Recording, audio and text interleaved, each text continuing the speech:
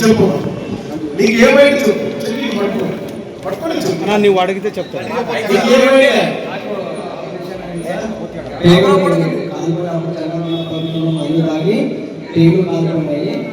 ఎప్పుడు సరే ఏమవుతుంది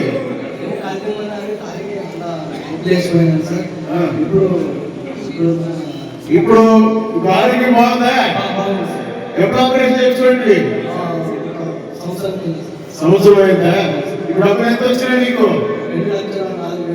2,04,000 వచ్చింది. మీకు బిల్లు ఎంత వచ్చింది? 3 లక్షలు వచ్చిందా? 3 లక్షలు వచ్చింది బిల్లు అయితే 2,04,000 వచ్చింది. ఎవరు ఇప్పించారు?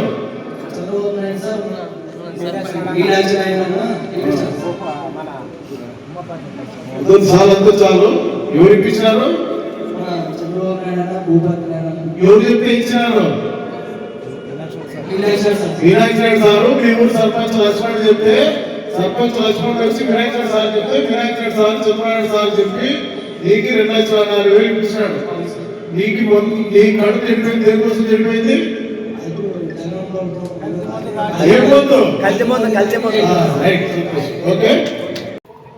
నాకు హెల్త్ ఇష్యూ వల్ల నేను సిజేషన్ చేసుకోవాలని ప్రెగ్నెంట్ గా ఉన్నప్పుడు చెప్పారు డాక్టర్స్.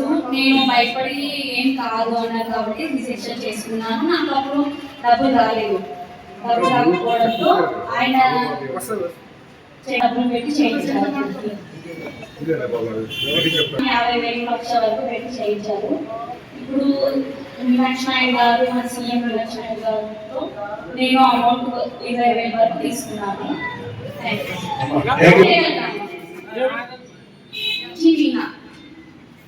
मेरा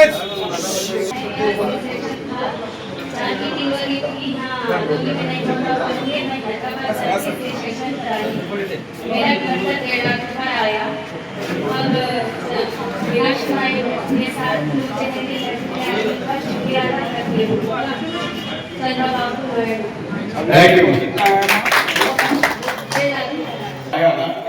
आपको कैसा लग रहा है?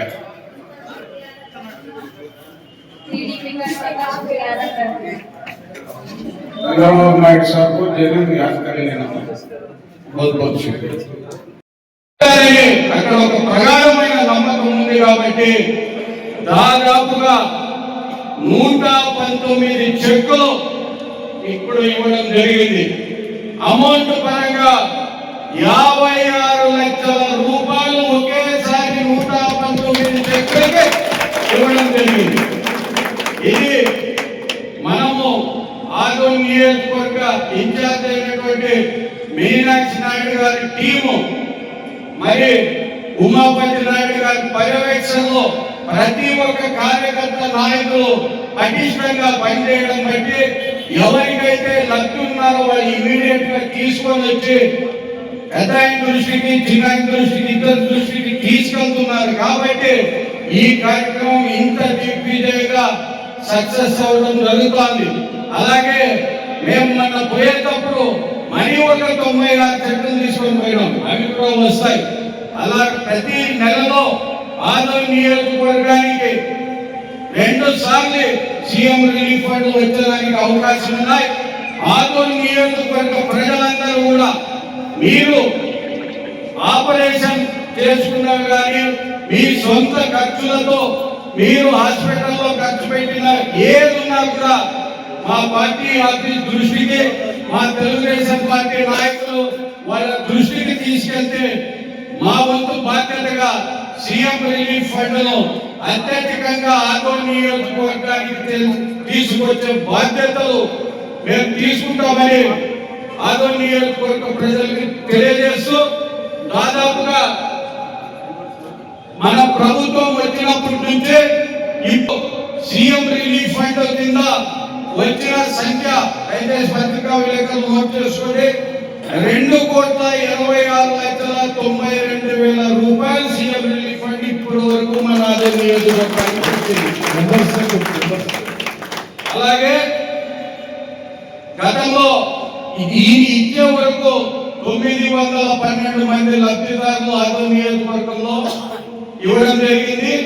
ఈ 119తో కలిపి 1031 మంది ఆదో నియోజకవర్గంలో సీఎం రిలీఫ్ ఫండ్ కింద లబ్ధిదారులు జరగడం జరిగింది తెలుగుదేశం పార్టీ తరఫున. మళ్ళా కూటమిలో ఎమ్మెల్యే గారు ఆయన పంపించినవి అవి కూడా సపరేట్ ఉన్నాయి. అందుకే కూటమి ప్రభుత్వం ఎప్పుడు కూడా పేద మధ్యతరగతి బడుగు బలహీన వర్గాల వైపు ఉంటుంది. ఖచ్చితంగా ఇప్పటి నుంచి కూడా ఇంకా ఎవరైనా మీ